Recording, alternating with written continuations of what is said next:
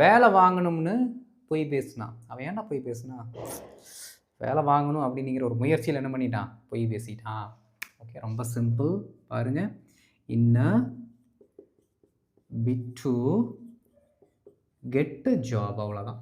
Okay, இந்த particular sentence எந்த காலத்தையும் வெளிப்படுத்தாது. பின்னாடி வரக்கூடிய அந்த மெயின் கிளாஸில் இருக்க சென்டென்ஸோட டென்ஸுக்கு ஏற்ற மாதிரி இது மாறிடும். சரிங்களா? அதனால் இதுக்குள்ளே வந்து இந்த டென்ஸ் தான் இருக்கும் அப்படிங்கிற அந்த ஒரு ரிசர்ச்சுக்கு போயிடாதீங்க, அது வராது.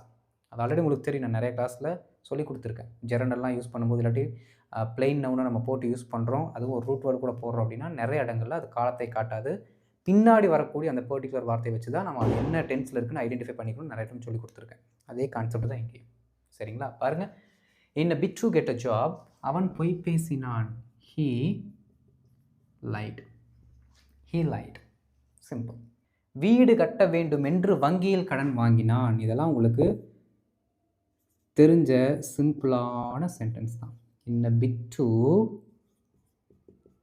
build a house, வங்கியில் கடன் வாங்கினான். இந்த சென்டென்ஸ் எப்படி இங்கிலீஷில் சொல்லலாம்? ட்ரை பண்ணுங்க. வங்கியில் அவன் கடன் வாங்கினான். he took a loan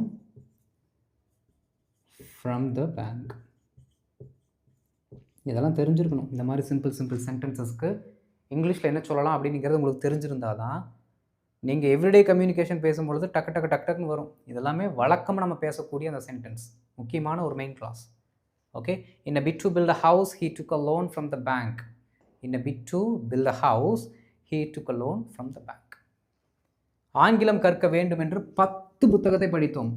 English எப்படியாவது டெவலப் பண்ணிடணும் அப்படிங்கிறதுல நாங்கள் ஒரு அட்டம்ப்டை போட்டு முயற்சி செஞ்சு 10 புத்தகத்தை படித்தோம். பாருங்கள், in a bid to கற்க வேண்டும் என்று, learn English.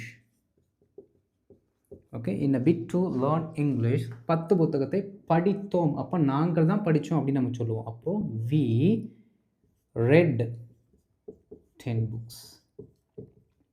10 புத்தகங்களை தான் சொல்லணும், பன்மை தானே, plural. Okay, in a bid to learn English we read 10 books. in a bid to learn English we read 10 books. read சொல்லக்கூடாது, read ஏன்னா past tense.